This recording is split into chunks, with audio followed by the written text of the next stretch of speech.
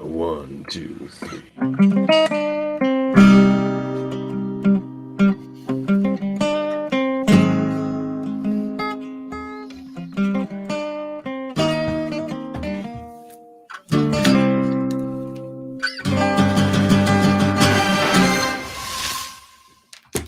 Konnichiwa. Her voice kills me. Her voice kills me. I gotta say, it's like the most stereotypical, like diminutive Asian voice I think I've ever heard in my entire life. Well, how about my very masculine Asian voice? Konnichiwa, and welcome to X-Rated, the X-Men animated review show. I am your host. The key is to reach the subconscious mind. Well, you know, that's what I'm trying to do here. Trying to reach your subconscious minds. Good luck with that. Well, I think I'm doing a pretty good job. With me, as always, well, Fishmonger, of course, my name. And with me, as always, my co-host. It's like I don't know who I am anymore. He doesn't know who he is anymore. I don't know who I honestly don't know who I am. I honestly don't know who I am anymore. That's actually pretty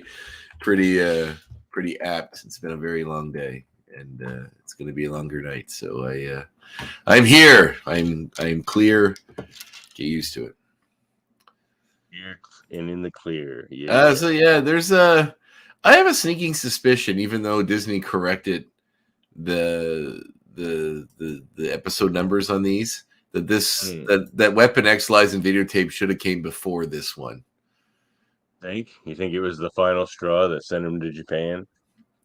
Well, based on everything in the start of this episode and what it looks like the next episode's about, I'm almost certain that we should have watched the next episode before this one. Well, Disney Plus, you might have let us down, and then we'll get the X goons down. Yeah. Well, no. I mean, we said we were going by what the Disney Plus, numbering was. However, I just feel like there's revelations in this or things that Wolverine references that we as fans have not seen yet. And based on just the little graphics I'm seeing in what the next episode is, which is Weapon X Lies and Videotape, it looks like some of those holes are filled in the next episode. Oh, like it almost seems like this should have been a two-parter with that one. I don't know until I see it, but literally, we'll talk about it as we get into the episode's description. Well, that'll be interesting for next week.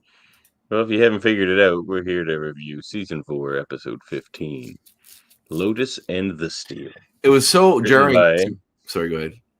Written by Ted Peterson and Francis Moss. They seem to be a writing tandem. I think they've written a few other episodes. And, of course, directed by the great Larry Houston. All right. It was so jarring to me that I had to go back and check that I didn't get the order wrong. Because I was like, sure. Yeah. And then literally just glancing, so I was doing a cursory Google search through some of this. And I'm almost 100% positive that's the case. It's fine. I mean, we can muster on. But I do think... what's the Steel X-Men? Sorry. I have reacquired my taste for muster. Ooh, muster is good. Once again, still no Cyclops. This guy has been in two episodes this entire season, at best, which is pretty nuts, I must say. Well, he's back though. Yeah, she is, and I was happy to see her. I did like having old Jubilee in here. I'm going to open up my links I usually have for reference here, and then we can get going. Sorry, yeah, it's been a busy day. I was in a 3.5-hour board meeting. Sam's got a joke for you, Davan. Maybe we'd both like to hear a funny joke. Why not? No, Andre? Just Davan. I don't enjoy humor. Andre, close your ears and eyes. I'm gonna get to see you. I'm slowly going crazy. 1, 2, 3, 4, 5, 6 switch. Slowly going crazy. Yeah, my 6, 5, 4, 3, 2, 1 switch.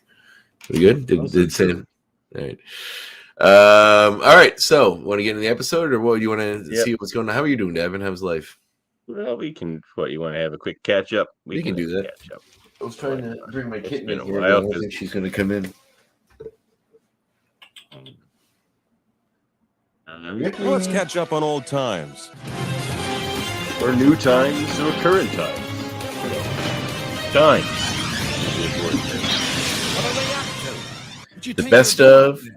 What are you doing now? You cut Gambit off. What are you, the best of times, the worst of times, all the times. Well, here's the joke. What does Star Trek and toilet paper have in common? I don't already think I know like this one. No, I know what it is, Sam. They both circle around Uranus looking for Klingons. Yeah, it's an Oh old my joke. god, that is an old joke. It's very Star Trek centric, though, so you might not appreciate that.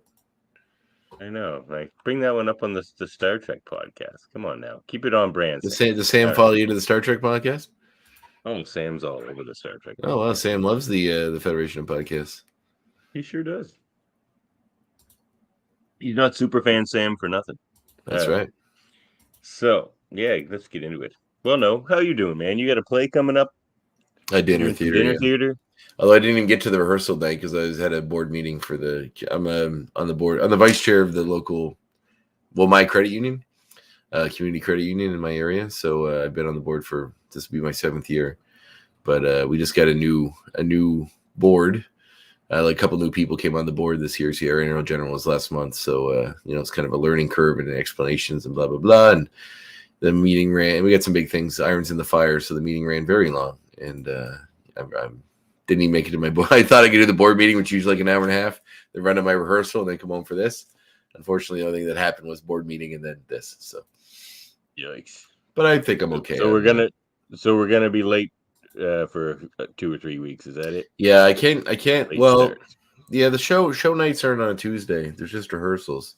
So at 9:30 probably would be safe to guess during the next couple of weeks. But then after that, the play's over, and I won't have rehearsals on Tuesdays or anything anymore. So then I can get back to some semblance of normality.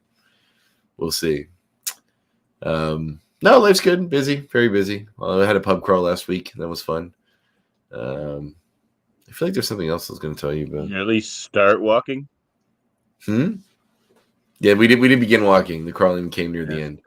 That's it was fun. It was a really good time. Record store day was this past weekend. I got some fun records there. So, I was pretty happy with that. My brother came out for the pub crawl / record day. And we did that. I got a good haul of records. Where did you find that haul or that trove of X-Men stuff you sent me a picture? That's at the local hobby store called Cooper's Cabin in Truro. Pretty I've been expensive set for all of them, but it's yeah, but it's cool. It's a neat old set. It's like some of those characters that I don't really like. The guy with the 4 arms there. What's his name? Masher, Mauler, Brawler. We saw him a couple episodes ago in the Savage Land usually. What is his name? Something like that. I don't think it's Mauler. Yeah, it's like Berserker or something, isn't it? It's like, something like that. Anyway. So, wait, there's the X-Men joke. What is Magneto's favorite time of day? I don't know. Do you know that one, Andre? No. What do you got, Sam? Yeah, what do you got for us? I'm kind of interested. Don't leave us hanging, buddy. See, because that one's on brand, so it's more interesting. All right. Yeah, I've gone through 5 workers in like a week, man. It's hard to find. You have employees? You manage people? Yeah. Oh, yeah, I did see her looking for help there online. Oh, man. I'm landscaping by myself. That hurts. That sucks. Well, I'll come do it with you. You guys seem to be I like the boss, so. Yeah. You want a job? Yeah, sure. Let's do it. Yeah. We'll save the planet together, Andre. Do you listen to records? Do you feel like you'd be a record guy? Yeah, I have a record collection. Here's a Robert Johnson record right here. There you go. Perfect. Did you go to record store day? Here's Robert Johnson's entire collection. You like Robert Johnson. Here's a Blues Brothers record. Ah, nice. Is that in a frame? Yeah, it looks good. I have a couple of record frames, so I like rotate and just throw different ones up for art on occasion. Do you go to record store day or do any of that? I don't, because I don't have money for records right now. Like, there's a lot of things I collect, but I don't spend money on actively, which is like basically comics other than Star Trek comics, HeroClix. I don't spend money on them right now, and records. Yeah, fair enough.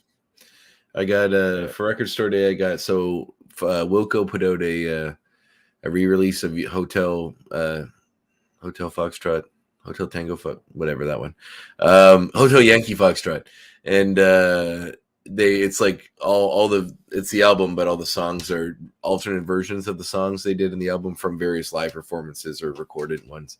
So it's kind of like a re-release of that in a different format. Magneto O'Clock. Nice. Thanks, Sam. We finally had I got that. I got the Best of Our Lady Peace, which is fun. I've seen them in concert a couple of times. Yeah, I did last year when they were here. Oh wow.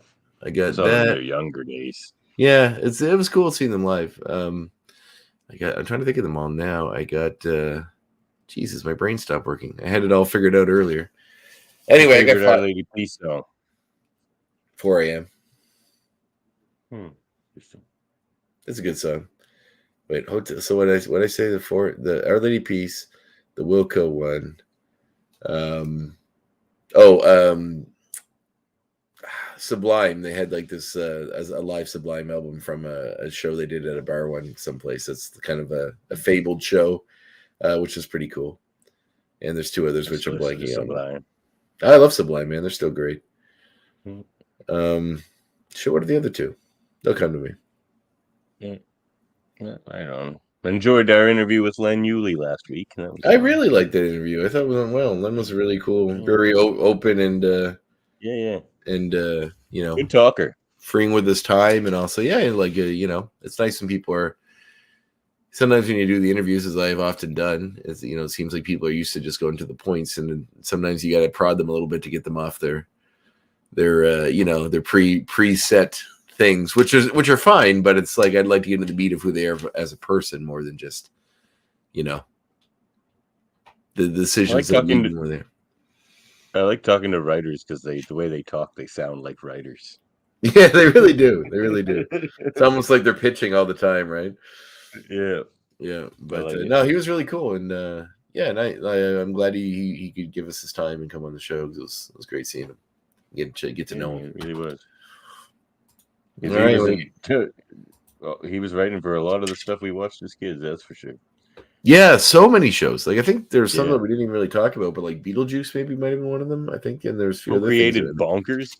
Oh, I love Bonkers. That was one of my favorite shows. Bonkers, yeah, totally nuts. Bunk. Yeah, I can't believe I remember that much of it. That's funny. I'm still trying to remember those two albums. It's gonna drive me nuts, Davan. I can't do it. I'm the synopsis, and then it'll come to you because you'll be thinking of something else. Yeah, maybe so. All right. So here we are with episode number, what are we at here? Season 4, episode 15, Steel and Lotus, in which we get a new one of our, I think this is their classic X-Men intro. I don't think we get all the fancy music or different pieces we don't normally see. So I think we are in our classic intro here. But then we open with Wolverine in a therapy session with Charles Xavier, saying that he seems to have lost touch with himself. He almost wasted a guy. Oh my God! Wait a minute. Oh yeah, Jesus! What are we doing? Previously on X-Men. It's like I don't know who I am anymore. Ignore that. That's this episode. Previously on X-Men. No! What do you say, boy? No! Come to Papa. Yeah, the horror ending. We were talking to Len about that too, because he wrote that. Yes, I like. He perked up when I asked him that question, which is fun. You really ended on a horror note there, didn't you? And it's funny because he immediately recognized what that was. He was like, "Yep," and then he was kind of proud of it too. Yeah. So, well, it was creepy. It was a great ending. Yeah, and I was wrong saying that Sabretooth doesn't show up again in the series. He certainly does, but not in the current continuity. It's only in flashbacks. Yeah, he's going to be in the next one. Yes, but only in flashbacks, I believe. It's not. I don't know if he's in the actual story, but that episode is the last we see of Mystique and Creed, though. So,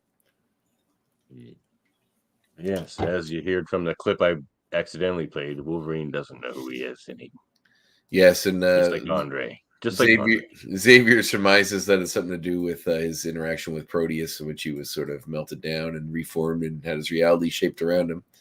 But he says he's dealt with that already. Yeah, that's actually pretty funny. Yeah. Why now? I don't know. If I knew, I'd handle it. Yeah, actually, there's some good voice work. This is probably the best voice work I've heard of Wolverine in this entire series, and he does good voice work generally. But there is actually some nuance to some of the. It's got to be tough to keep that sort of voice when you're trying to do an emotional performance and sound like you're hurting inside. But there you go. But he has some trouble. But he does a really good job in this episode. But then.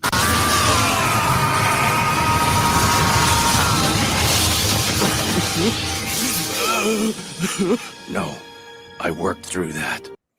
He's just crying, isn't it? Yeah, no, I made it through that. I worked through that, yeah. So this is where I believe the next episode should have been aired before this one, because Xavier says, well, is it something to do with the fact you've learned about your Weapon X programming, which is something we on this show have not seen yet. It's never, I don't think the word Weapon X even come up yet.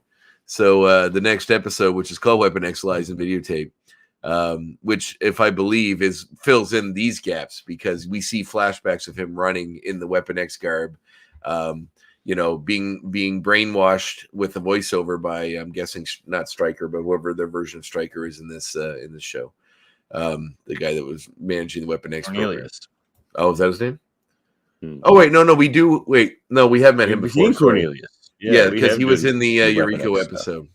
But I don't know if they said Weapon X. They just said he was the one that had given Wolverine his adamantium. Maybe. But the idea that he was an assassin and brainwashed and had his memory removed by the Weapon X program, we don't know any of that in this series yet. We only know that because it's very common in the comics, the movies, and everything else. But yes, and we do see Cornelius very briefly when he's remembering that as well. But I'm believing that all of this gets hashed out in the next episode, because we also see him having been building a life with Silver Fox, and then having that dashed by Sabretooth in one of his memories that are causing him all this gripe, which we haven't seen in the show yet. And it also seems to tie into the fact that Sabretooth shows up on his birthday and kills his girlfriend, whoever he's with at the time, every year, or attacks him, which is something that has come up in the comics before. So crazy. Oh yeah, Sabretooth is so crazy. Despite initial setbacks, all subjects are responding to the trauma conditioning. We will be able to reintegrate them into society with no memory that we conditioned them. He has such a good evil voice. No memory that we've conditioned them. It's like that like scientific, intellectual, evil villain. Yeah, but cold. Yeah, like. Yeah. I wanted to waste a kid today for cutting me off in traffic. So, it's a big problem. We're almost to that point. So, Xavier's running through the gamut of all the things that could be bothering Wolverine. One being Jean, which Wolverine says that she's happy and he's happy.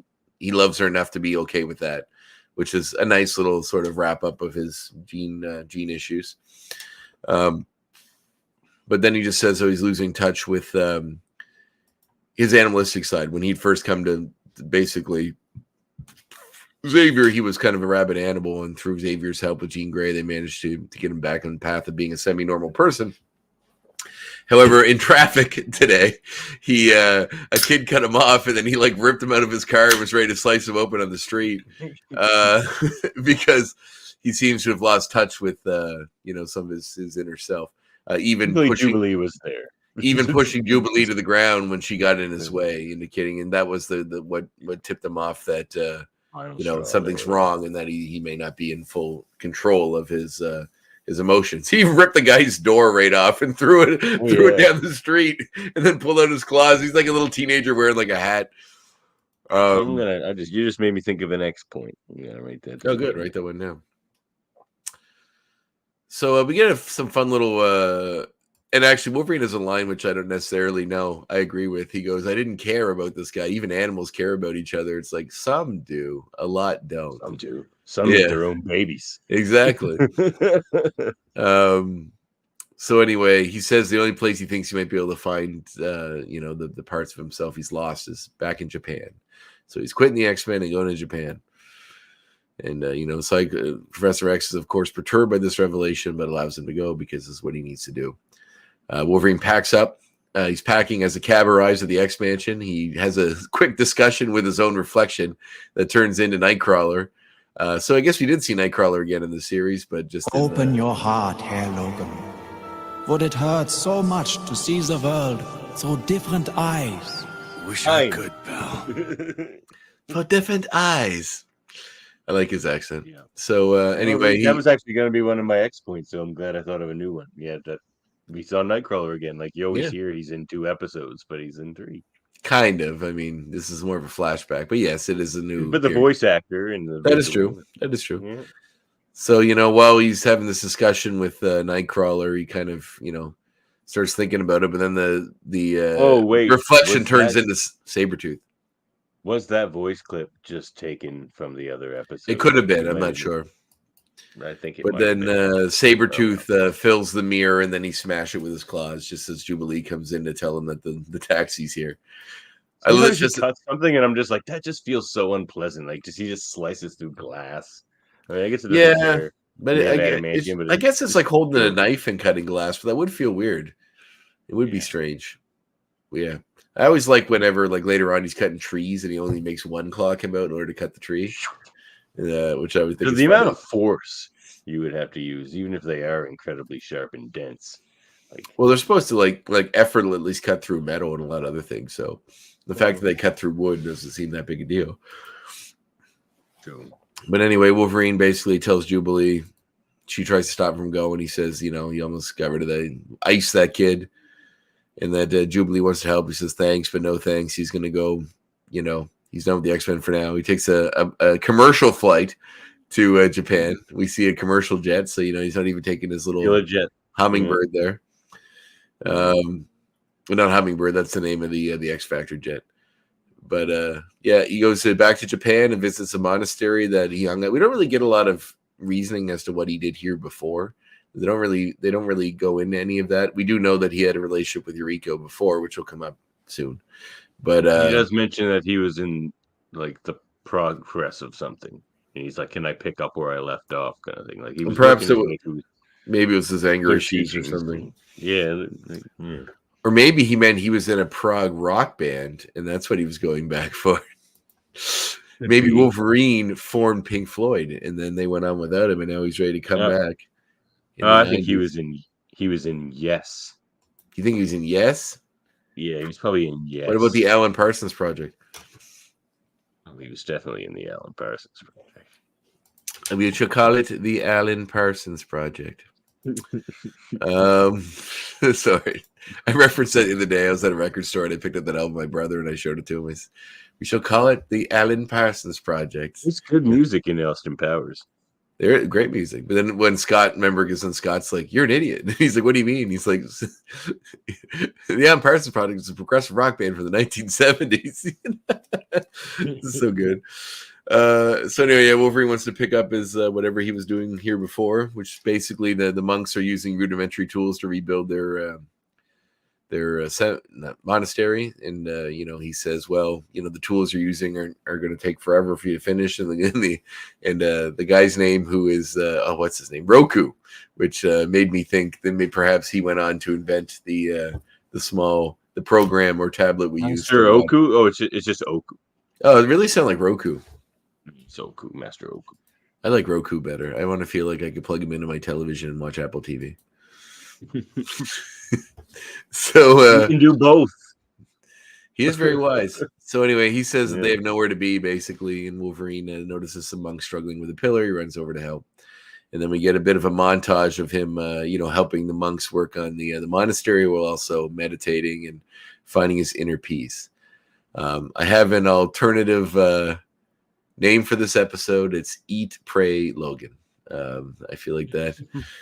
I came up with 2 great alternative titles for this. That was the first one. I hope I remember the second one by the end of this episode. The second one I liked as well. Too.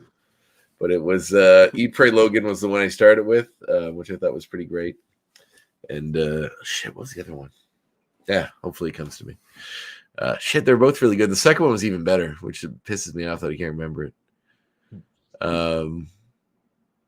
Anyway, so we see Wolverine. Last Samurai with Tom Cruise. No, it was something else that like Logan fit into really well. Logan's Run. No. That seems way too obvious. But it was something to do with like the theme of the end part with the villager. Yeah. because all the villagers are. I'll get to it later. I got it. It's perfect. Okay. Um, Don't forget it again. I won't. I definitely won't. So we see Wolverine hanging out with them. He's eating food, doing stuff. Meditating on cliffs. Training. Working on this. So anyway, at one point he's still working, and Oku comes up and tells him that the villagers have prepared a feast for them. And he says, "No, we got to stop for the day." And Wolverine says, "I'm not tired." And he says, "Well, the villagers prepared a feast for us, so it would be dishonorable to leave them waiting. So you should come." So they head down to the village, and this is where we get into the meat of the episode. We're just like good line. They don't seem too friendly. What, did I step on a duck? Oh, that's gonna be one of my X points later. What, the step on a duck? Yeah, there's a reference to that. Good. Yeah, that's actually probably in reference to something. So they're all the townspeople are a little nervous of him, and Oku explains that he's an outsider. Sort of they haven't seen someone like him before. They go into the place, and then the guy that's going to feed them, who I really want to look up who did the voice actor for him, because I don't think it is him, but it really. Oh man. Okay, well, that's going to make that next point. But one of the Asian guys really sounded like the guy that owns the place here sounded a lot like James Hong, who you may know from. Of course, he's in everything, but he's most notably Big Trouble in Little China. Yeah, he plays. Why can't I think of his name? God, what's his name? Who's the bad guy in Big Trouble in Little China? David Lopan. So anyway, I don't think it is him, but it really sounds like him. Like a lot, like so much so that I was like, I meant to look it up before today, but we're bringing back our celebrity impersonations. That used to happen a lot in the early seasons. Oh, good point. Yeah, for sure. If it isn't, it definitely is inspired for sure, because it really, really sounds like James Hong, who I absolutely adore in everything he's ever been in. You too. Yeah, I don't see Seinfeld 4. Seinfeld Potty 4. Yeah, I don't see. Cartwright. I say Cartwright. No one come. Yeah. Who's Cartwright? I'm Cartwright. But you're not Cartwright. I love that episode. That's one of my favorite Seinfeld episodes. Anyway, so this guy who really seems like it's James Hong, but I feel like would have found something on the internet about if it was, welcomes him in basically. But then all of a sudden his son shows up. Well, first his daughter comes out to introduce him, and she's got that ridiculously diminutive, Asian voice performance, which probably is one of, I don't know if I qualify it as offensive, but it's certainly stereotypical of the way Asians are depicted at this time period in television and film. Although they do actually use an Asian actor in a role here, which I will bring up later. But I think there's only evil. He is my brother, Soichi. He has a wild spirit. My condolences. It's so good. It's so good. He is my brother, Soichi. He has a wild spirit, Logan's son. And there's even a ridiculous thing at the end of this with her, which that bears no meaning whatsoever. But anyway, the daughter comes out to introduce, and then the son shows up on a motorcycle, and that's Soichi, and that's where we get that line. This is where we learn about what's going on. So Soichi wants to get the villagers to help him to fight. He was training to fight, which is forbidden, and we find out that there is someone that is blackmailing the village. Well, we don't really quite know that. We know the village has some problems with some outsiders. We get to learn a little more later. And Soichi wants to fight them. And he's being disrespectful to his father. Logan steps in to tell him to mind his manners, basically. When he tries to instigate a fight with Logan, Logan realizes this is exactly what he's trying to get away from. So he says, "Nothing, I shouldn't get involved," and turns and walks away. Soichi makes fun of him for being a coward. And then Oku has a line. Do you have this line, which is actually no, but it's good. He says sometimes the bravest man is the one who doesn't fight. Exactly. So this is where Wolverine's learning perhaps where to pick and choose his battles, the ones that are truly worth fighting. And so then we see Jubilee basically steal one of those little mini jets and fly to Japan looking for Logan. She's worried about him. She writes a Not letter. even to Professor Jubilee's X. stolen a jet. Like, lock the jets, man. Lock the jets. She writes a Lock the letter door to to the Professor jet X. room. That's true. At Like least for Jubilee.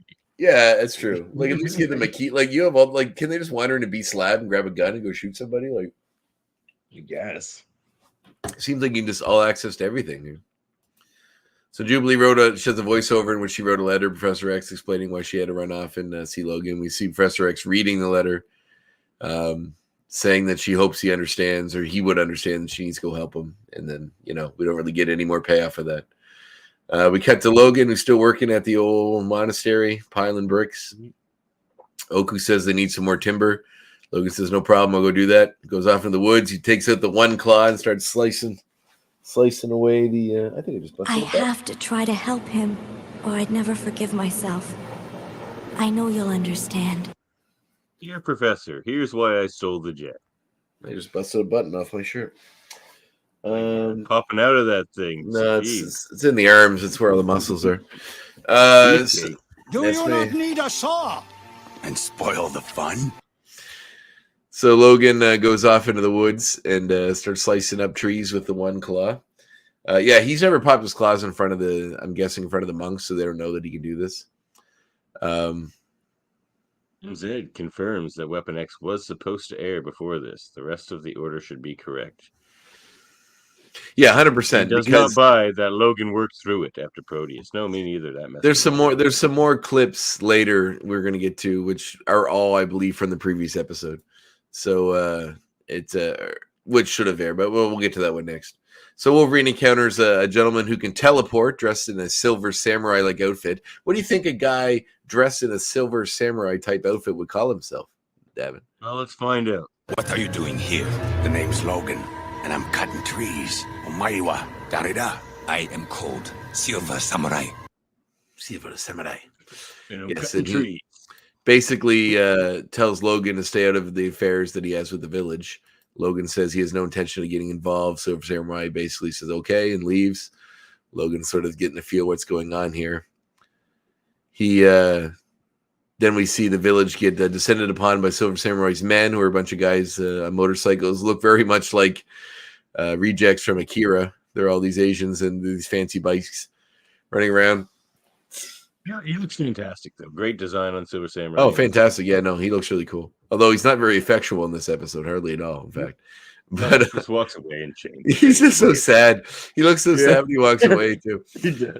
And he can teleport. Why walk away? So anyway, Andre, you can teleport when you're sad. Oh, I forgot about the sadness Nightcrawler teleporting rule. Nightcrawler can. So they show up saying they want their tribute that Silver Samurai is supposed to pay. James Hong, the Costco James Hong, tells them that they had a light year and they're going to starve if they meet the Silver Samurai's demands. The guy's not happy with this and basically says, you're going to give the money up and we'll do something to, have ready in 3 days. Then he's going to cause some violence essentially to make that happen. Oh, basically, yeah. So Sochi gets involved and tries to fight this guy. Somebody knocks him down and they think about killing him to prove their point, but then the Silver Samurai appears and tells his little lieutenant there not to do that because they don't need to make a martyr. The old protection racket, samurai style.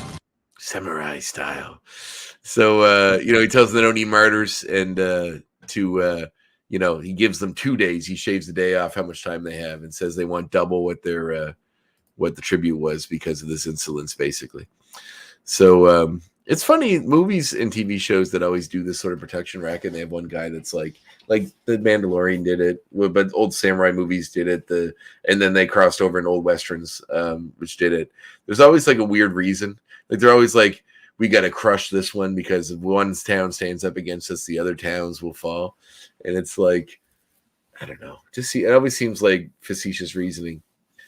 I get it that if you're in a position like this, like if you're in the mob, it's the same sort of thing. You got to shake people down. But I don't get the not killing one guy that stood up to you because that seems really in line with what they're trying to do. It just seems like the sort of logic that fits into a kid's show. I don't know. Point.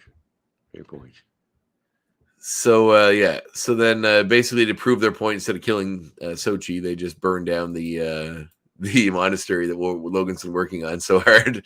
So when he's walking over with all the timber, he sees the smoke, drops the timber, runs in, finds the place on fire. Oku's still inside. He runs in, rescues Oku, basically brings him out. It's funny too that then he has a moment with the lady whose name I forgot. Who's the lady? Oh, what is her name? Chikaki? No, that's all right. Konnichiwa. Kisara. So Mariko, I call her. Yeah, Mariko Light. So he says that he doesn't want to fight them, because he tried to get here away from that. And then she tells him that if Oku were here, which implies that he's dead, but we know he's not because Wolverine just saved him. He didn't even look that hurt. But anyway, she's like, but he was just meditating in the middle of a burning building. That's true. Perhaps thing. he was just resigned to his fate. He was like, I'll just meditate until the gods take me. Like it. So I'm sorry. I came to find myself, not to fight. And then she tells him that if Oku were here, he would say that perhaps finding that you can honor your true nature in finding yourself. And he thinks about his true nature and then rips out his claws. He said he wished he knew what his true nature was, basically. He's still conflicted about what's going to happen here. Yep. Then we see Jubilee wandering through the village trying to speak to all the natives. This is fantastic. Wolverine! You sure you haven't seen him? She's got a big picture of him. He used to hang out here with an Oku guy. Wolverine, an Oku guy. This is a great Jubilee episode. She's not in it a lot, but she's got some good stuff. So we see Samurai chatting with his lesser there, explaining why he needs to. They need to make sure this village does it, because if it's all the villages that have to give tribute to him, it's like a chain, and if one of them breaks, then the chain is broken. But this is where the logic falls apart. He's like, if one of them falls or disobeys us, and the chain is broken, and it's like, so we must crush it in order to save the chain. It's like you're still removing a link of the chain. The chain is still broken. So anyway, probably just to fill some time here. So then we see Sochi rallying the local townsfolk to fight back. Costco Hong says no. He doesn't want them to. And Sochi says no, they have to fight, they have to take a stand, blah blah blah. Go back and hide with the monks, Gaijin. I don't hide from anybody, kid. I'm fighting my own battle right now. Still, he just wants to go fight his own personal battle. He doesn't. You've actually played this at Samurai. The perfect time. We're getting the hang of this very well. So then we see good episode. We see all of the townsfolk setting up various traps. One of them being just a net full of fish, which I find funny that they make their money by selling fish, and they're just throwing all this fish away into this weird trap. But we see to a fish monger like me. But we see all of the townspeople building a dam, building pits, building log traps. And then the dam's the crazy one. Like they do all this in a day. Like one day they build a mess in a day. Yeah, I don't know how dams work. But I'm pretty sure you just can't build one beside it like a river, and all of a sudden it'll just dam. Like you need to have a bunch of stuff in place before you can start cutting off water. It's like my big nitpick for the episode. It's like there's no way they could have built that dam. Anyway. I have a pretty big nitpick at the end. Oh, but Wolverine says he wants to live in peace, and Oku and him talk, and then he says peace comes with having a purpose and living up to your purpose. Peace comes with purpose. Yep, perfect My time. faith is me, mine. Ripping up people is no purpose. But protecting and caring for people is. Another great delivery from Cal Dodd there, though. Ripping up people's no Agreed. purpose. Yeah, great stuff. Which is probably skirting the line with the censors, but apparently made it through. So, Oku wants him to look at himself through different eyes, and then he kind of has a bit of a flashback. And then Oku pulls a Batman on him. He's like, I want to look into myself. He's like, I want to look into myself, Oku. And he turns around, Oku's gone. He's like, it's like a full Batman Gordon situation, but that was really funny. But this is where we see the flashbacks of him getting injected with the adamantium in the Weapon X program. So this is all, I believe, being shown in the next episode. Then we cut to him sleeping, where he's having all of these memories, dreams. We see his relationship with Rico, and then him facing her when she becomes Deathstrike and tells him that Yuriko's gone and she's Deathstrike and he has to fight her, which is fun. We do see flashbacks of his encounter with Sabretooth the first time in this series, and then flashbacks of what I believe will be the next episode, where we see him and Sabretooth working together in Weapon X outfits, working on a mission where Sabretooth leaves people behind when they're fighting Omega Red, which has to be the next episode. That's what I mean. All this has to be in that one. So some of their friends get stuck between them and Omega Red, and Sabretooth basically closed the door, sealing their friends in with Omega Red to save themselves, which is where I think all those lines later. It's weird seeing Sabretooth, like, he seems more normal in these flashbacks because this would have been a while ago. His eyes aren't white, and his voice seems a little more muted. So, like, he's not quite as, I guess, psychotic sounding or animalistic sounding as he becomes later. So it's kind of cool. Then we see some flashbacks of his interaction with Nightcrawler, and then some of his fearing in a puddle that he's going to become Sabretooth, basically. And in his dream, he seems to have more interactions with Kasana. Or perhaps it's something that happened earlier. Like, this is my nitpick at the end of the episode, is that him and Kasana kiss farewell. At no point do they seem to have any kind of romantic relationship. Not once in this whole episode. That was the culmination of their it's a bit bold. It's a bit bold when you're like goodbye, and then you leave, like, you grab him and have a solid kiss, and then just leave to go back to your life in another country. You've never heard of a goodbye kiss? Not like that. There's tongue. You're I didn't see tongue animated, but yeah, I guess so. I better get to. I've been missing out. I better start next time I see you, Davan. You better watch out when I leave. I'll be looking forward to Goodbye, Davan. That was already too close. Too close. So the fateful day has come, and then we see the villagers' little traps putting into motion, in which they start using the log, like the log on the thing, the pits. The fish knocks people into the pits. They have all these fun little traps, which reminded me very much of a particular movie to deal with the bad guys, and that's where the best name came from, Homa Logan. This is what I thought of for this, because it's just very much full of all the. Yep. That's pretty great. That is a great name. Yeah. Good job. Because they have all these little traps set up to deal with the bad guys. But then, of course, the guys all have motorbikes. Yeah, they do, and swords. It's Silver Samurai and his motorbike gang. Yeah. And at one point, some of the guys corner some kids that were shooting slingshots at them. Oku stands up to them and says, like, they're just children. You shouldn't harm them. Harm me if you want. And then this is where Logan realizes he should perhaps get involved. And maybe his true purpose is not being a monster as he thinks he is, which is actually a nice theme for this, but actually a protector of sorts. And that actually, it's a kind of a heartwarming thing. It's like, even if you are violent by nature, or the world has made you a violent person. And there's many, many movies that are about this idea. I mean, Tombstone's one, I believe. That there's a guy with a violent past that uses that as a purpose to help people. And this is Logan's sort of tombstone moment. There's another really good movie.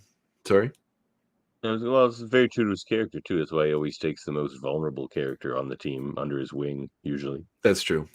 There's a movie, I guess I could save it for an X point or maybe my recommendations, but there's a really, really, really good movie. You know how, like, some movies are simple? Like, they're not incredibly complicated, but they're just done so beautifully well, either with the cinematography or the story or the acting or a combination of everything. Dr. Strangelove. Oh, no, that movie's kind of complicated, but it's great. It's amazing. I wouldn't say it's simple. I mean, yeah, but it's a comedy, too. I'm glad you love that movie so much, because it is a very good movie. I love that movie. But there's a movie starring Joaquin Phoenix that came out a few years ago, and I think you can watch it on Prime, called You Were Never Really Here, I believe is what it was called.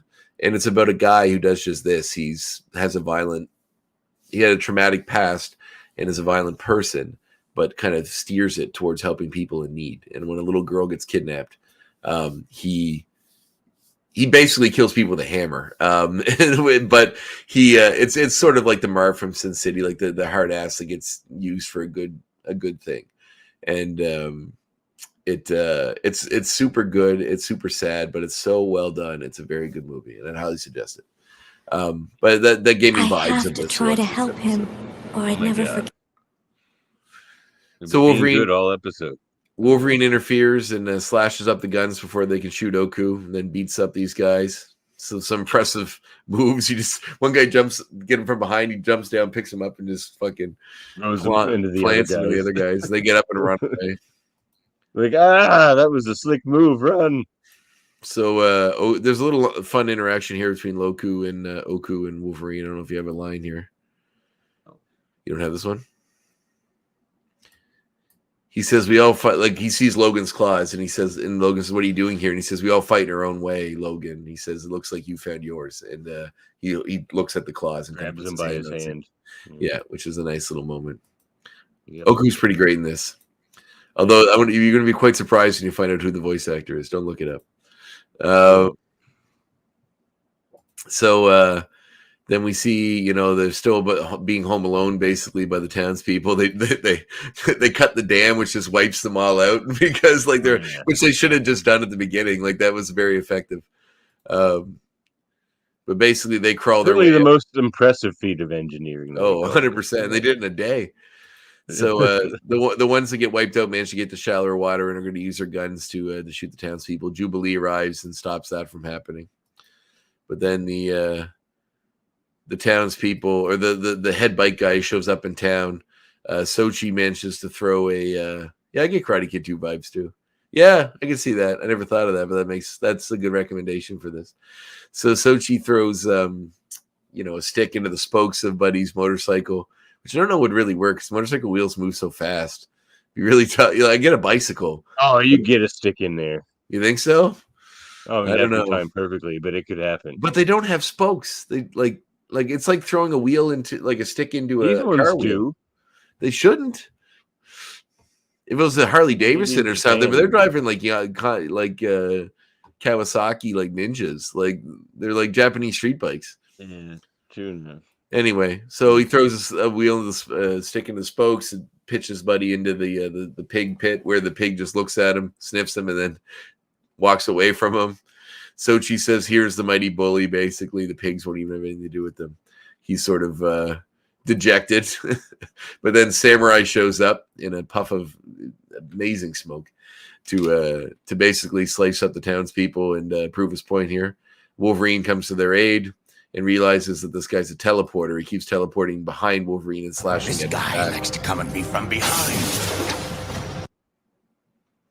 So he says he's going to destroy him, Gaijin, as we all know, it means foreigner. So Logan kind of realizes how this guy fights is appearing behind you and says you got to use his head for a change when fighting someone. So when Silver Samurai teleports again, he preps for it by doing a backflip and overshooting where he's going to be and getting him from behind. Basically, cuts all his gear off.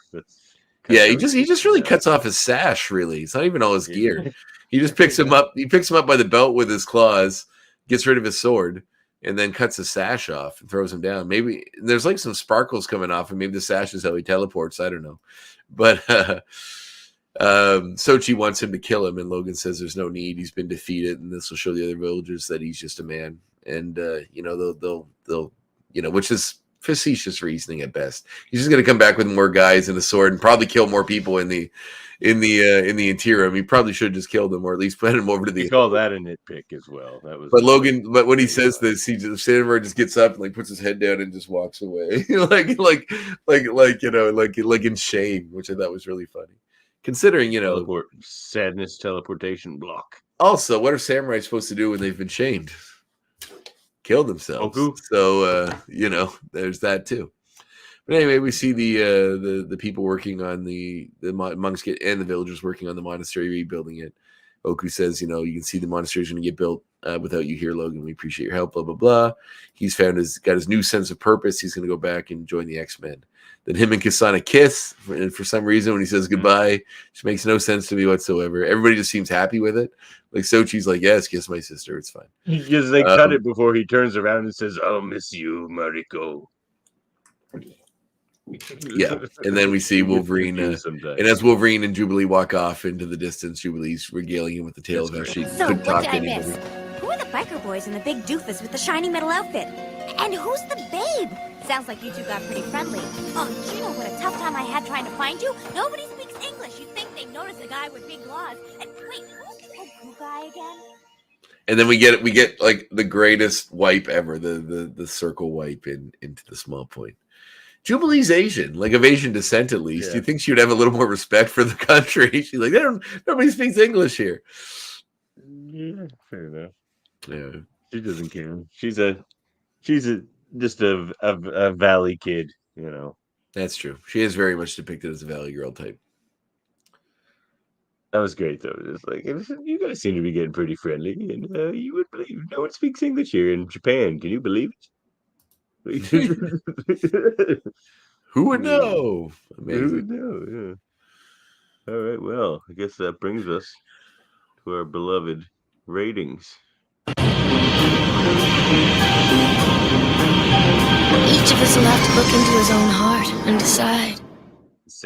Decide, Andre. Decide, I say. I got a little like I do like the Logan in Japan aesthetic. I've always liked it when they do it in the comics. It's fun. Wolverine. I had a few nitpicks like the thing with the girl and some of the other stuff, which is kind of a little whatever. But you know, it's a pretty fun episode. I give it an 8. I almost gave it a 7, but I opted for an 8 because there's some fun. I'll give it the 7, and only because like same things. I find this one's a bit funnier, but it's basically cold. Is it Cold Comfort? The one where Wolverine goes to the Arctic for the same reason. It's kind of like that episode all over again. That is true. It is. Comfort had a way more menacing villain because it had Sabretooth running around, you know. So I like that one better than this one. So I'm gonna give this one a 7. Because I think I gave that one an 8, but. But there's some funny stuff. This one's funnier than that one, probably. For sure. MZ agrees, 7 out of 10. Oh, no. He bumped Caldod's voice acting bumps it up to an 8 for MZ. Yeah, fair point. Yeah, that's fair point. He has some very good acting in this. Yeah. Yeah, I could have given an 8, but I think an 8 and a 7. Come on, join the club. No, leaving it. Pressure me.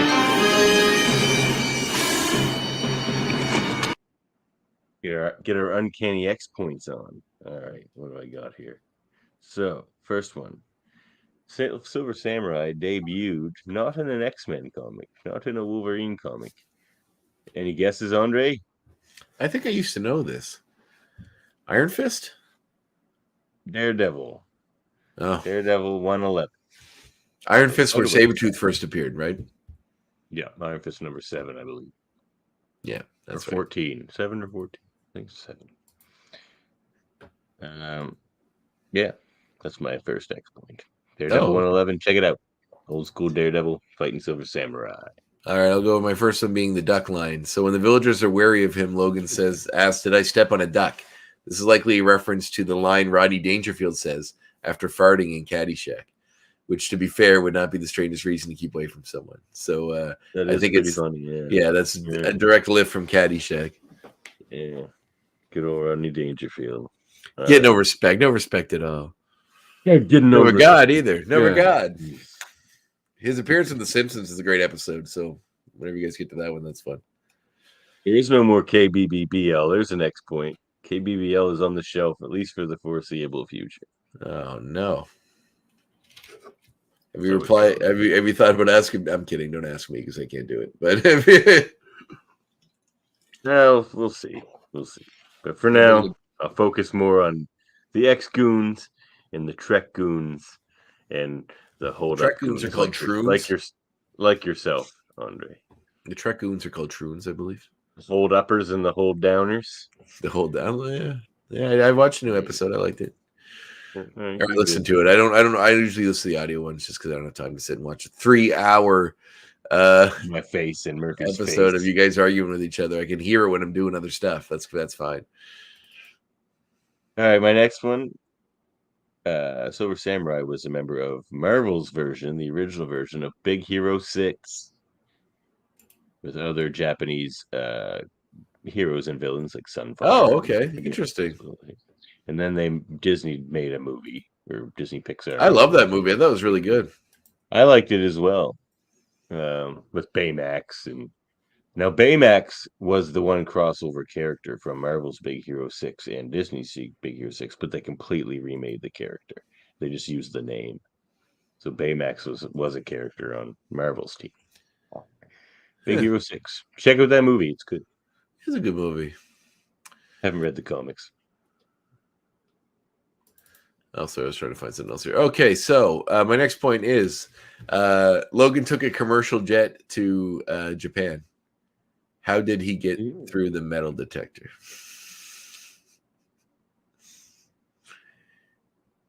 You have to know the guy. His whole body is a metal detector. Yeah, he really just stood a stole a jet. That was a big plot hole. All right. Everybody can steal a jet. It's like the thing to do. Just steal a jet.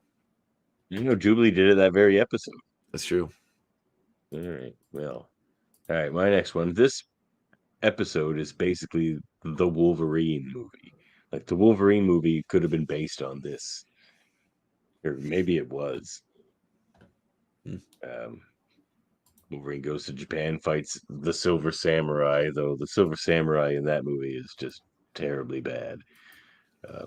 That movie was not good. I love the idea of that movie. Good. Oh, wait. Are we talking about the Wolverine? The Wolverine. I like the Wolverine. I thought we were talking about Origins again. I like the Wolverine. I thought it was all right. The Wolverine started off okay, and then it just set. No, I was totally okay with that movie. The worst third act of like any movie ever. I mean, it's just everything. At least it's more like personal of a fight than. Although they never really explain why he has bone claws at the end of it, and then comes back to having adamantium claws later when he's in the other ones. But I mean, Wolverine Origins was utter garbage, but the Wolverine I actually really liked, and it was the same director that did Logan too, right? So, Mangold, James Mangold, yeah, it was. All right, I mean, it's been a million years since I watched it, but I did like that movie quite a bit. I wouldn't say it was my favorite all time, but I would watch it again. All right, my next point. The music used when Wolverine arrives in Japan is used again in another Saban cartoon called Samurai Pizza Cats. So they still love Samurai Pizza Cats. Well, this music appears again in that series. Samurai Pizza Cats. Who you gonna call when you want some pepperoni? Samurai Pizza Cats. Remember that magical time when everyone just tried to replicate the Ninja Turtles? Like there's Biker Mice from Mars, Samurai Pizza Cats. Ridiculous. Yeah, Street Sharks, which is one of the most egregious ripoffs. That one always killed me because they just go underneath the ground like sharks and just tear up the street to get like the amount of infrastructure damage that would be done for them going anywhere would vastly outweigh whatever benefit they had to use with them to stop crime in the city. Like the streets get chewed up every time they go anywhere. Chewed up. Also, there's usually sewers under them. So like how are they anyway? Yeah, Silver Samurai is a much cooler character, but in the comics. But I mean, yeah, he didn't teleport; he's just a guy in a suit. But I still think that movie was all right. Yeah. Back to you. That was me. Mine was no, that was yours. Samurai Pizza Cats. Pizza Cats. Freaking right. All right. Well, I was actually going to mention the music as well, but just that it was really good this episode. But I'll pass that over. Wolverine's strength is really on display in this episode, like the upper limits of his strength. He's picking up like huge concrete blocks, like they're nothing. Yeah, and he has like several trees on like one shoulder, just carrying them on his arm. They really make a point to show that he's actually quite physically strong as well in this episode. And also, cutting down a tree. I still think that's impressive. Just going with like one claw and cutting down a huge tree. 100% is impressive. Yeah. So the one Japanese actor or of Asian descent actor, he's actually Canadian, I believe. He was born in Toronto, but he's of Asian descent. Is Dennis Akiyama, who did the voice of Silver Samurai in this episode. He's in a lot of movies. You may recognize him. He's from Toronto, so he pops up in a lot of Asian roles in things that are filmed here, big budget movies. He was in Johnny Mnemonic, Repo Man. If you remember the Adam Sandler movie Pixels, he was the creator of Pac-Man in that movie. Who they bring along, he's 12 Monkeys. Yeah, when he's sitting there and that movie was objectively bad. But there's a few moments in it that did make me laugh. When he gets out of the car and he's trying to reach out to the giant Pac-Man because he thinks it's like his creation and not just an alien. Yeah, my son. This is so good. Yeah, so he's been in a lot of Canadian shows. In fact, if you just glance at his IMDb, there is a lot of stuff. I've been scrolling quite a bit. I'm only in 1996. So he's in Kung Fu Legend Continues. He's in X-Men Silver Samurai. He's in Highlanders, Sailor Moon, Giant Mnemonic, Counter-Strike, all these TNT, Street Legal, Dead Ringers, the Cronenberg movie. A lot of good stuff. Friday the 13th, the series. Wildcats, the cartoon. Remember when they did that? Yeah. So a lot of cool stuff. But anyway, yeah, it's FX series, Traders. Oh, he was also in the Silver Surfer cartoon, doing the voice of Watcher Prime. Ooh, Watcher Prime.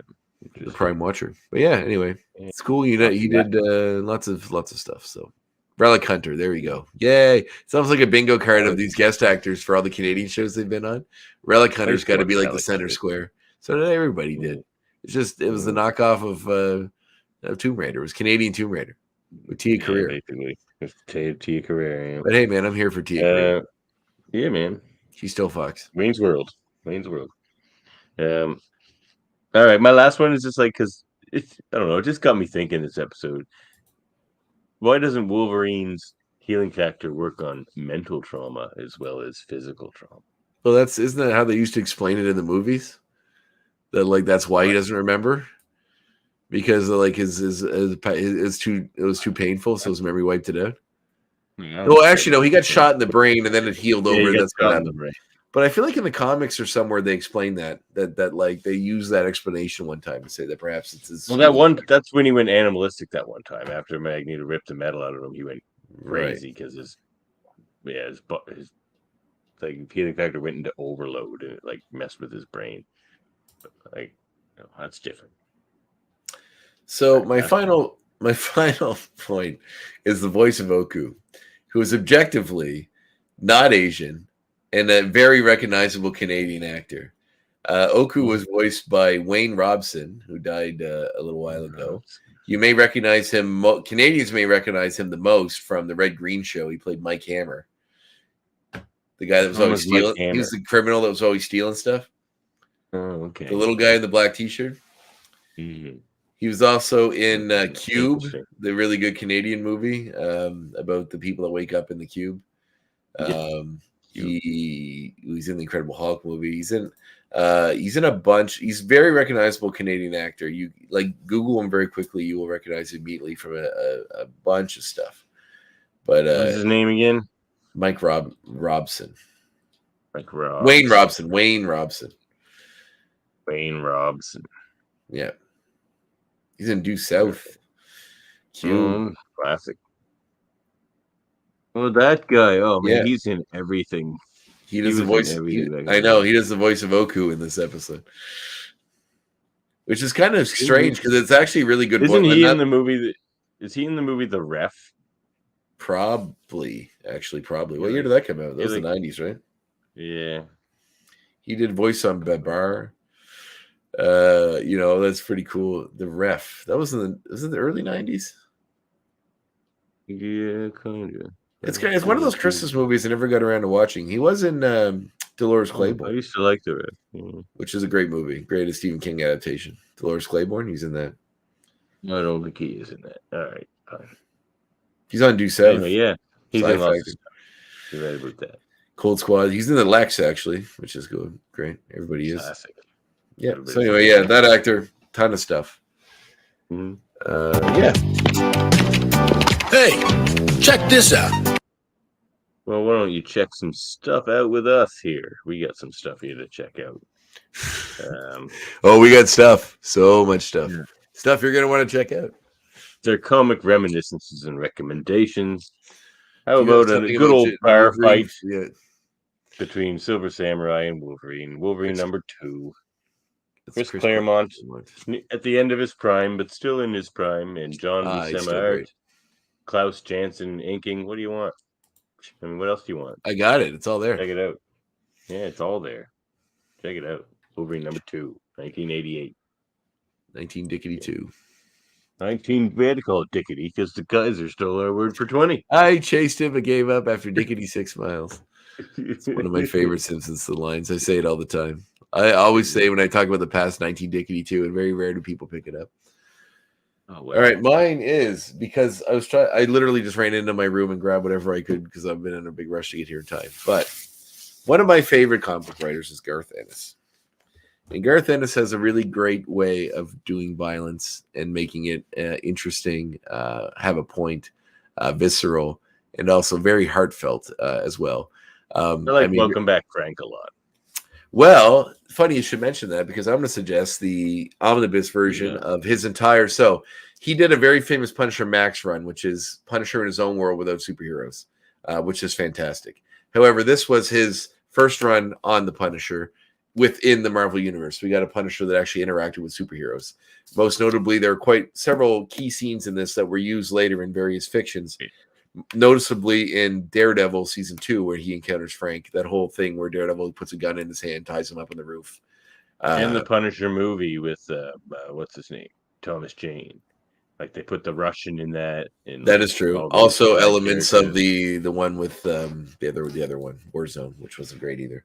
But this comic, he has a lot of run-ins with different superheroes in it. Spider-Man, most notably, in one. Daredevil in one, which got reused in the Daredevil series I mentioned earlier.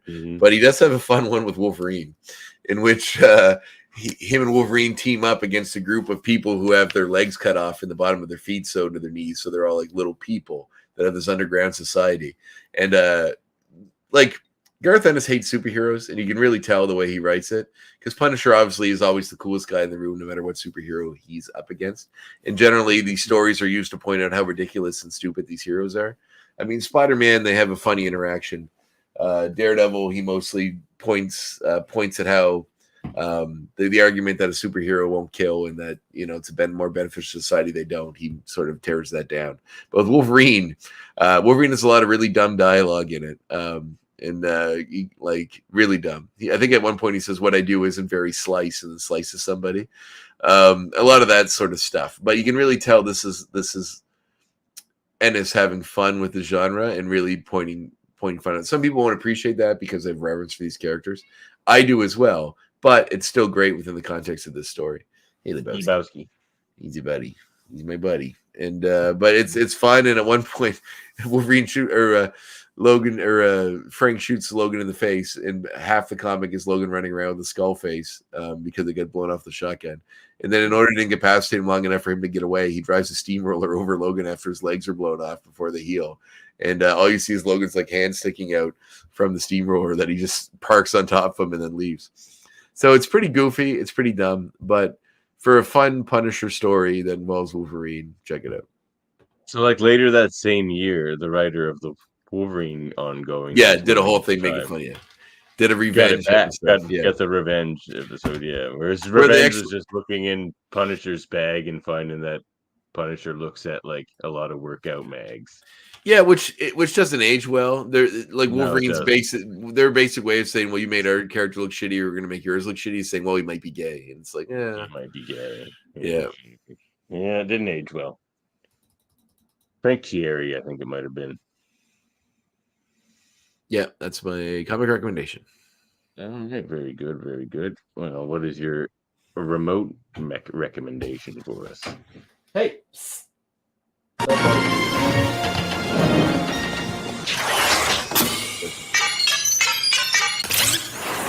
My remote!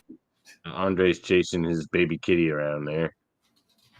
So my new kitten, can you see her in the doorway there? Can you see her down there? Yeah, very cute. Yay! So the door was open only a hair, and Sheba, the older cat, was trying to go through the door, but Ripley wouldn't let her, so they were batting at each other through the door. Come on, come meet everybody, Ripley. Come on, Ripley. I love kitties. Oh, come on, cuteness. Come on. Yeah. There's a lot going on. Not a pod kitty. She could be, but she's pretty jacked up right now, I think. Yeah. So obviously, this movie is Logan, or this episode is Logan going back to Japan to find his roots. It has a very samurai-esque storyline in which lone drifter samurai comes to small village, helps small village defend against big army or big enemy, and a trope that's as old as time itself. So I thought, why not go back to one of the originals? One of my favorite series, and one I've only watched the first 2 episodes of, but love dearly. Lone Wolf and Cub. This is the entire series. Actually, I should have got the graphic novels for Lone Wolf and Cub, which I have as well, and brought those out. But this was the adaptation of those from 1970s. See, the first one was 72, onward to 1988. No, on to 74. There's 6 of them in total. Sword of Vengeance. Well, Lone Wolf and Cub is Sword of Vengeance, Baby Cart at the River Styx, Baby Cart to Hades, Baby Cart in Peril, Baby Cart in the Land of Demons, and White Heaven and Hell. This is the Criterion release that has all 6 movies. Also, in the 1980s, they recut movies 1 and 2 with a new soundtrack into a film called Shogun Assassin, which played in America, which is on here as well. But very cool collection and some great movies. If you love old samurai stuff, fantastic. Basic story is a guy runs afoul of the government. Well, actually, he's a samurai. Yeah, Yojimbo and Sanjuro are great too. Obviously, Murphy has a reverence for samurai movies too. But this is the one that I don't think I have. That was on Hold Up, a movie pod. I don't think I have Yojimbo, so I would have grabbed that if I thought I had it. But Onibaba is a really interesting one too. It's not really a samurai movie, but it's a good Asian movie. But yeah, check this out.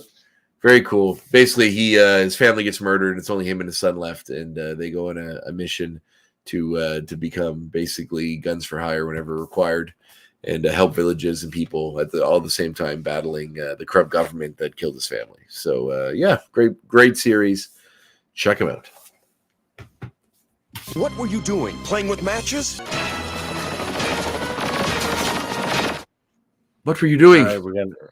We're gonna X-Teen-bit game, and the X is definitely a variable this time with Super Nintendo Skelhorn, because we're gonna bump up the bits. We're gonna do a few more bits than the normal 16, because I want to talk about the game in which you can play as Silver Samurai.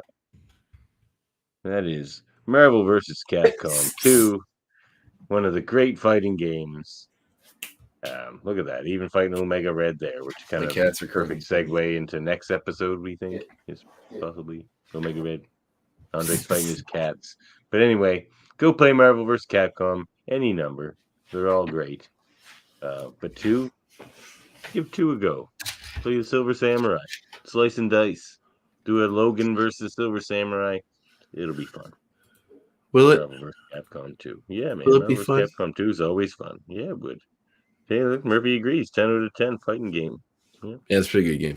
It's been a million years since I played it, but I remember really enjoying it. And a lot of voice actors from the cartoon series did the voice actors for the characters in those games. Oh, yeah. If I recall correctly. They did indeed. So where are we now?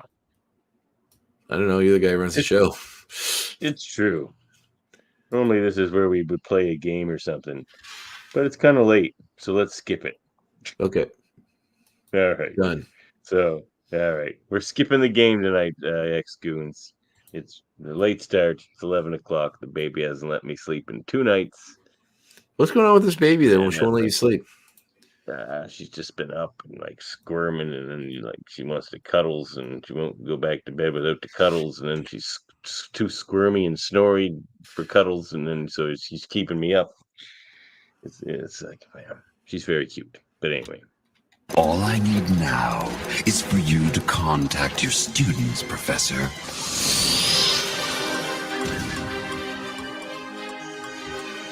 You're not pimping you're not pimping the other shows? Yeah, homework's first. Oh, I thought that was. What's this? Baby I thought that was always the last again? one. Baby cuddles again? Again. All right, well, I thought we always did that last. So anyway, your homework is to watch the next episode of the series, which should have came before this one. Weapon X Slicin videotape. We're feeling pretty good about that. Oh, it's assured. I'm positive all that stuff with Weapon X and Omega Red and all that's from this.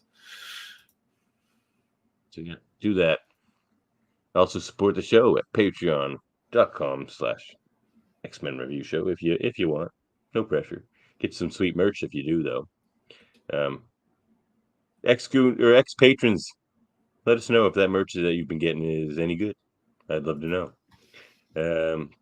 Contact us at xmenreviewshow@gmail.com. Follow us on YouTube, Facebook, and Twitch. Find our audio-only version wherever you get your podcasts. And of course, please like and subscribe. And give us money. Just send us money. Just piles of money. It is money. Money or like... The money. Money. That's what my baby calls bananas. She just gets up in the morning. She just goes, money, money. Really? You're teaching her well. Money, money.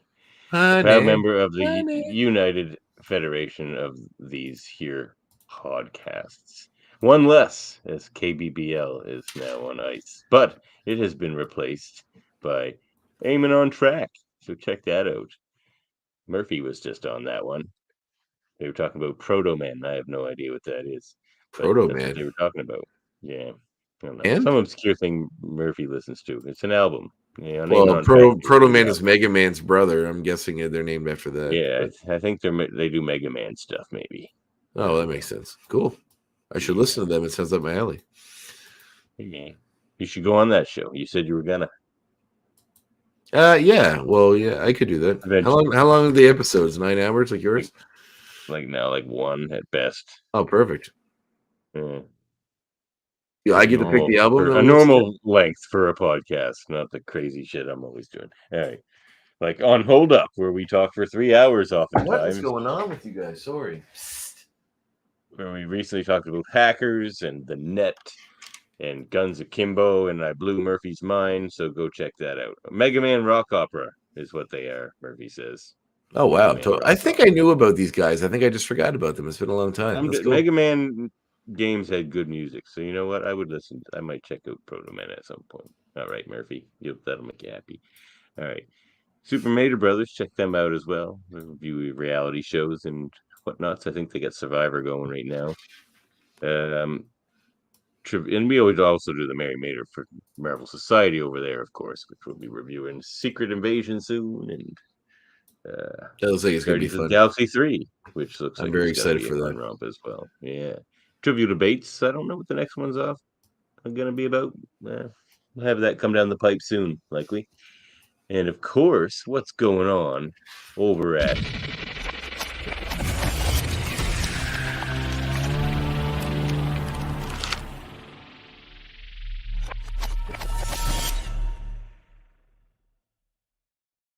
How come my show's with a cool video? Because Murphy only made a cool video for you. Murphy. Well, he made a cool video for the podcast we share, so I suppose he did make me one.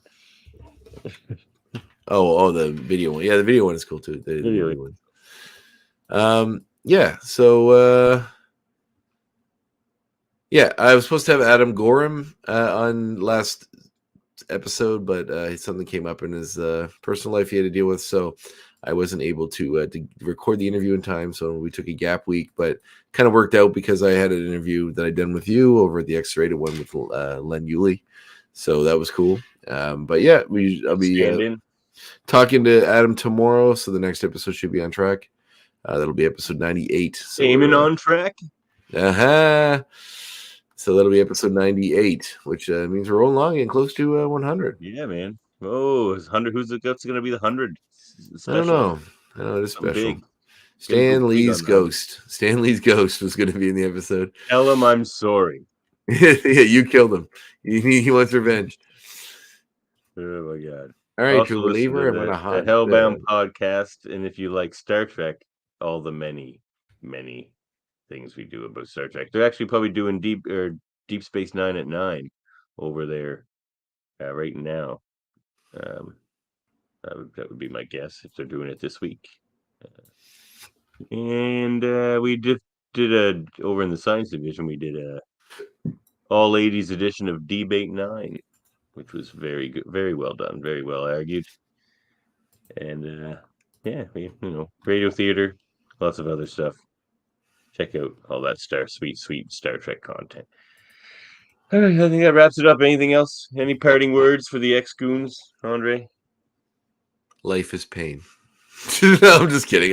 Is it your parting words? No. No, thanks everybody for being If here. you're Wolverine, it is. You know, I was actually me and Davan before the show started. We were wondering about when exactly it was that we had started this, which was and it was November 29th, I believe, 2021. I guess 24th. Yeah. Well. So, yep, November 29th, 2-year 2020. anniversary coming up in 6 months or so. That's right. So, you know, this has been. It actually doesn't feel like it's been that long. I know it's just the time. You know, doesn't. It's the Proteus effect. Could be. But yeah, no, it's cool. Thanks everyone for being here with us and joining us in this journey. It's been a good time and it's not over yet. So At your X time. X time. Why do you have to leave?